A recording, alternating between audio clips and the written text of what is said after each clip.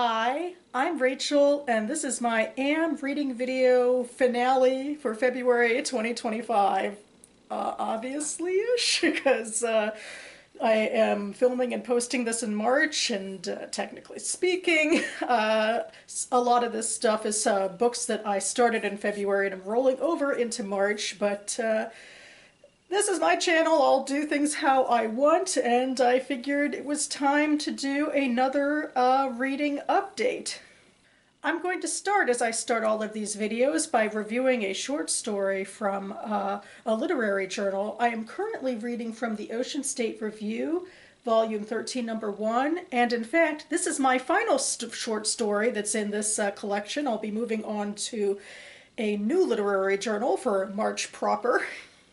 The short story I read in here is called Domestic Transformations by Meg Pokrass, and again, like the last story I read in this collection, it's more of a writing exercise than what I'd consider an actual story, where she has all of these headers and then a couple of paragraphs without even indentations, which are metaphysical thoughts, and it basically covers a husband/father leaving the family and the effect that has on the narrator and the narrator's mother.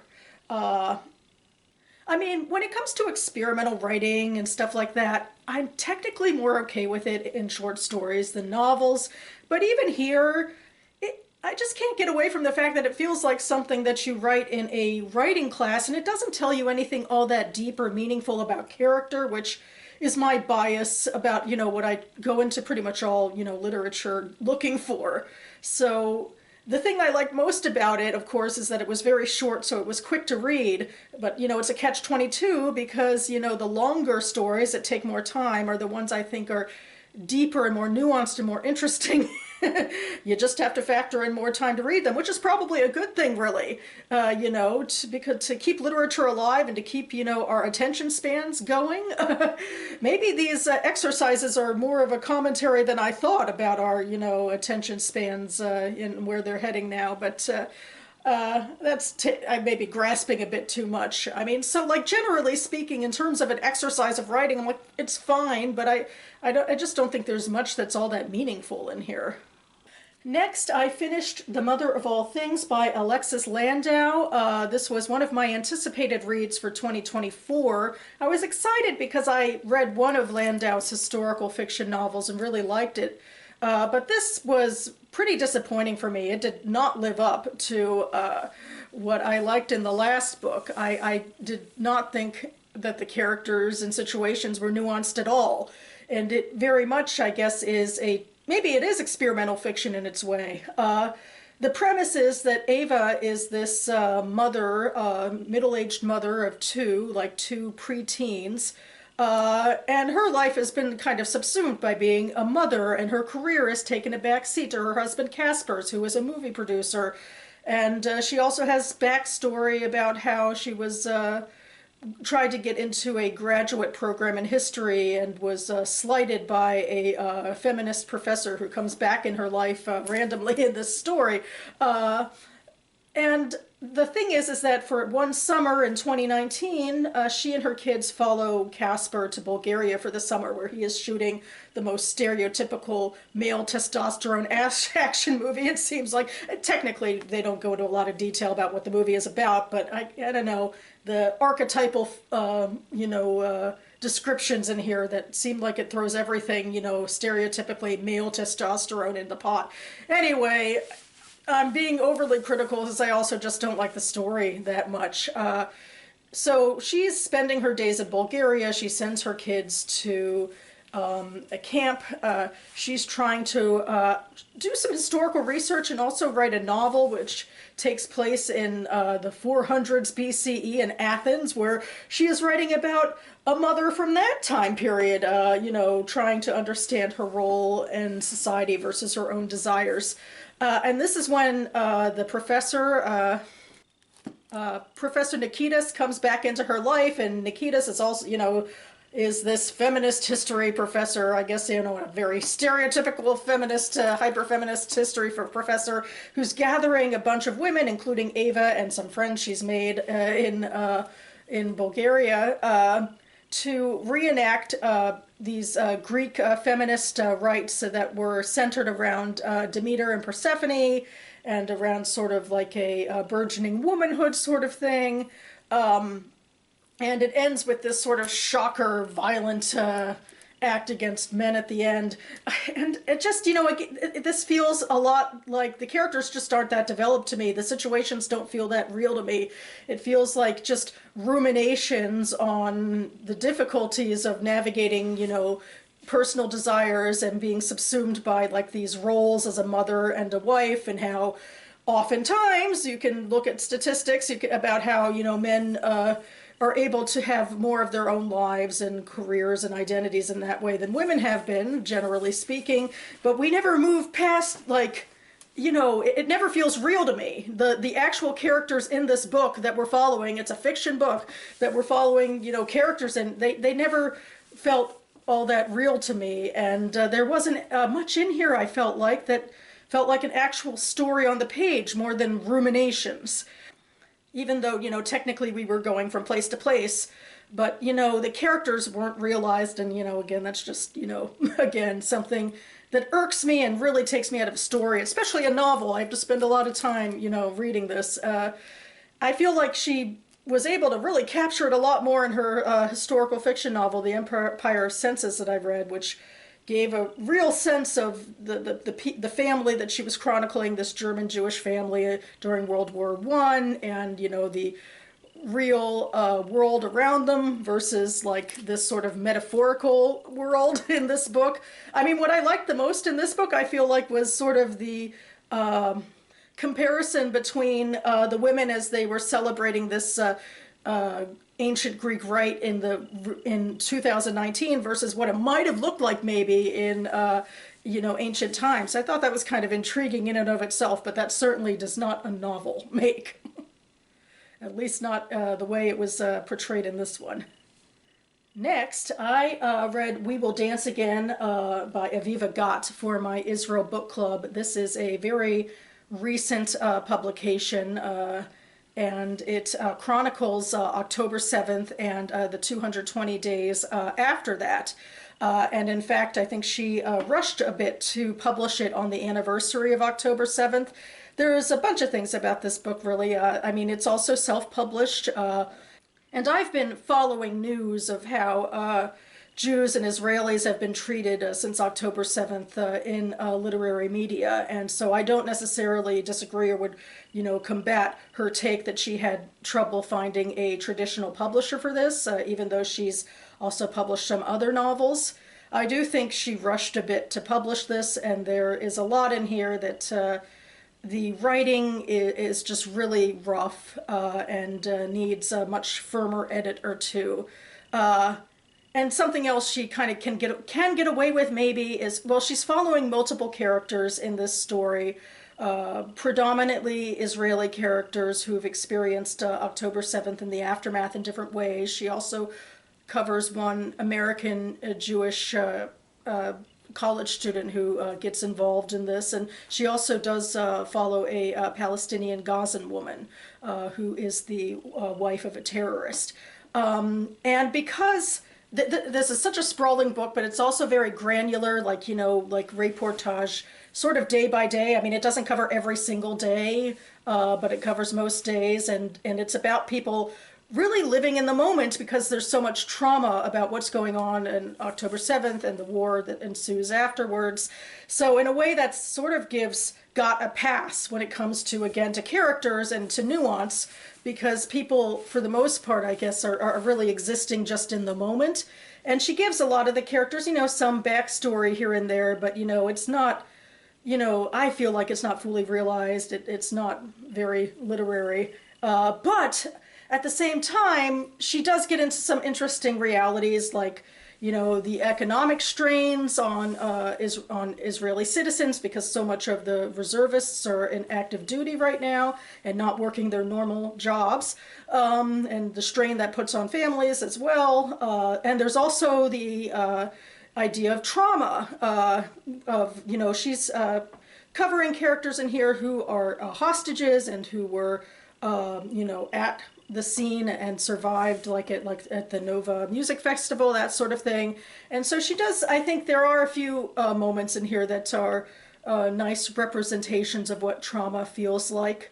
But in general, beyond that, I don't think the characters are fully realized, fully fleshed out. There's a lot in here that, you know, is about connecting the characters, and I think especially when it comes to the American citizen, her narrative for him is a little bifurcated. Like there's this part in that takes place in Harvard that she's building up his Ethan's interactions like with the pro-Palestine movement that kind of abruptly goes away when he decides to move to Israel because he realizes someone from his birthright trip is now a hostage and gets involved with the Jewish community at Harvard and ends up, you know, going to Israel, although part of that for an authorial reason is to, you know, bring him in with the rest of the cast.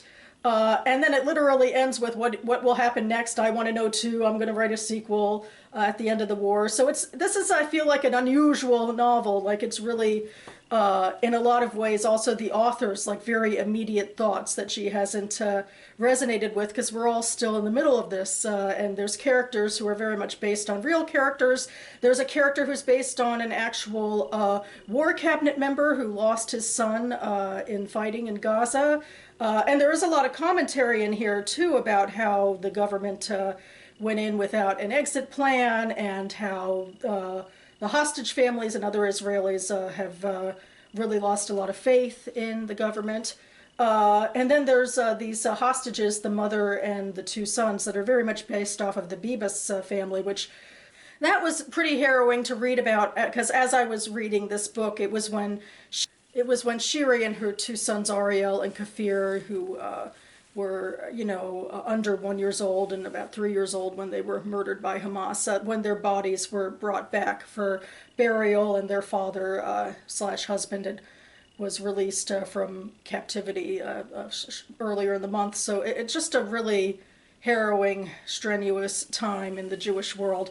And so it was certainly, we talked about a lot of the issues in the Israel Book Club, and that was, you know, something that has been very meaningful for me.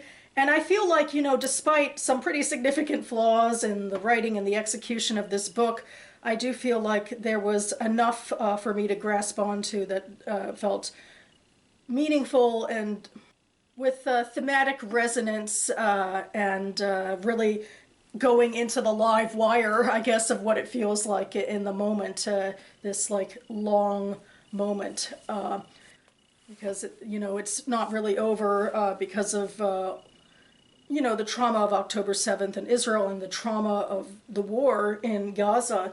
And yeah, when it comes to the Palestinian character, you know, it's such a fraught thing to write about characters in this conflict. And some things I think worked relatively well in here, and I appreciated that there was a backstory where her children were in fact arrested by the IDF under questionable circumstances, like if they were actually guilty, and that was something that she was dealing with as well. And then she was just dealing with, you know, the visceral realities of the war. And then just, you know, something else in here is that there is a lot of sexual and other violence that happens to the hostages and at the sites of massacre in this book. So I feel like for me and where I am, this was, you know, a book I am glad I did read and got to discuss with members of my community. Next, I finished another anticipated 2024 release, In the Shadow of the Greenbrier by Emily Machtar. This is a multi-generational book that follows a Jewish American family that settles down in West Virginia, of all places. The Greenbrier is an actual resort in real life, and in the early 1990s, the Washington Post cracked a story about like a mysterious like basement facility under the resort, which turned out to be something that was constructed in the late 1950s. It was a bunker for the U.S. government to escape to in case of, nuclear attack from the USSR during the Cold War. And so in this story, actually, she has one of the characters of this family be the Post reporter who cracks the story. And we are following four characters, four family members from four different timelines. We start with Saul. He's a Lithuanian Jewish immigrant. He's about to be, forcibly conscripted into the Tsar's army, as a lot of Jewish, people in the Russian Empire were at the time. So in 1909, he does go to America and has a kind of stereotypical journey of becoming a peddler and ultimately settling down. But he settles down in this West Virginian little town where he and his family are the only Jews, but he's able to basically open a shop of sundries and all sorts of things to cater to the population there. The next storyline is in 1942 with his daughter-in-law, who is another immigrant from Poland. She escaped, obviously, because of the Nazis, and her family has, some of her brothers, two of her brothers are Bundists, and they're still in Poland. They're, Jewish socialists who, want to stand up for their rights to stay in the country. And then her mother and two other brothers fled to Palestine, and she ended up with her father, who then died relatively, in the backstory, in New York a few years earlier. And she ultimately marries Louis, who is Saul's son, and joins the family. But she feels like an outsider. There's some, Jewish politics about Poles and Litvaks and that sort of thing. And she's also, I think she was a fascinating character. She was really kind of ornery and standoffish and could be very unlikable, but I feel like ultimately she kind of had the most agency and the most of a story out of any of the characters, as she's dealing with the reality of, what's actually happening to her own family. And at this time, the Greenbrier is actually turned into a detention center for German and Italian diplomats. And she ends up having an affair with an Italian diplomat she's doing some sewing for. I feel like it's an interesting commentary on basically how alone and she feels with her family and in America. And so I just felt like I ultimately liked this character more than I thought I would, even though she's very annoying and unlikable. And basically her decision to have an affair with would be called an enemy diplomat in a small town where, they're already sort of on the outside because they're Jews, that has repercussions that trickle into the other two storylines, starting with the 1959 storyline where Sylvia's daughter Dory is a senior and is being blackmailed by a classmate because of this history, and he'll say, "I'll keep it quiet if you pay me." And also in Dory's storyline, that's when the construction of the bunker is happening, and her brother is very much, rendered as an autistic character. And he gets obsessed with, uncovering what's happening, and that leads to an altercation where he is violently beat up. And then finally, in the 1992 storyline, we're following Jordan, Dory's son, the reporter. He gets a strange tip about something being buried under the Greenbrier, but really the most important thing he's uncovering is these family secrets and what really happened to the family. And so for me, what I liked about the book, I liked the commentary, especially on Jewish life in West Virginia, where there's so very few Jewish institutions and how to get around that. I liked the commentary on different cultural groups and what it was like being an immigrant versus being like an American born, and the differences in timelines with that, or even like the Greenbrier itself and its changes throughout the storylines, like about what purposes it served. But that stuff is kind of piecemeal, and this is so plot forward a novel, and that niggles at me in a character first reader. She, puts in all of these gotcha moments because she's going back and forth in the timelines and doesn't want to reveal the secrets of the past until the right moment, and I really don't like that very much.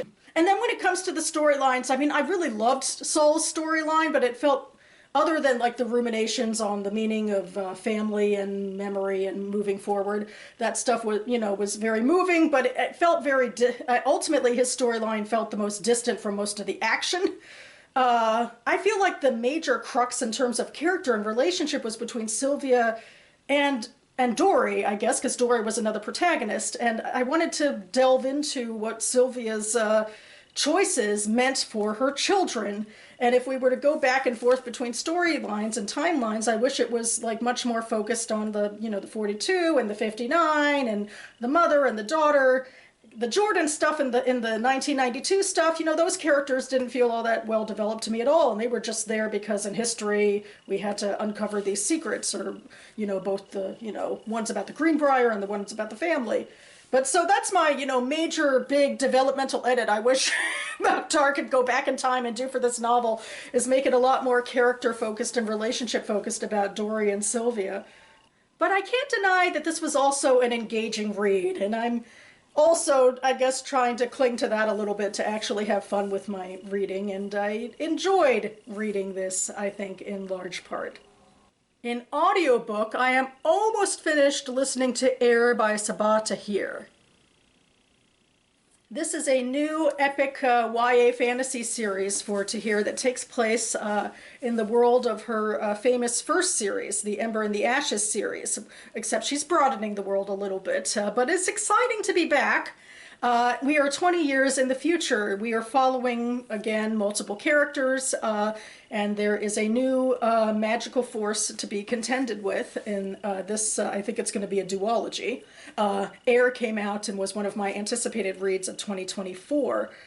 So we're following Quill, who is in fact the young baby who was the child of the Emperor and Empress of most of the last series, as he is being groomed to become a ruler, although within his storyline the Martial Empire is attacked and he has to go on the run of sorts to try to defend his empire from this group of people called the Kagari.